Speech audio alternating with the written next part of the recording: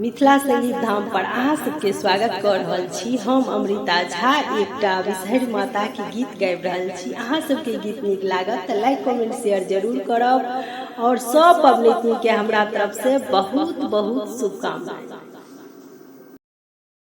मेनक पात आसन गहबर देलौं ओछाई, बिषहरी देलौं ओछाई, राम ताहि पर आबि बैसली बिषहरी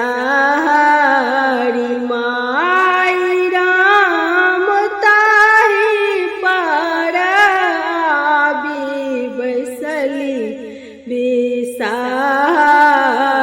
माई।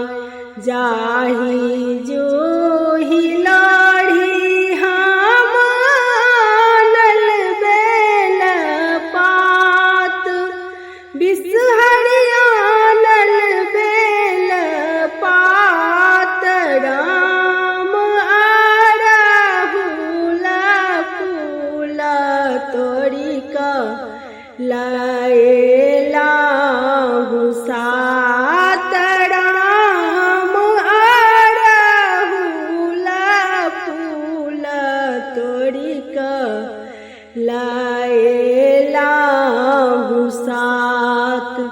अगर गुगुल धूप देलियै जराई, बिषहरी देलौं जराई, राम गहबर आबि बिषहरी करथि गोहारी, राम गहबर आबि बिषहरी करथि गोहारी।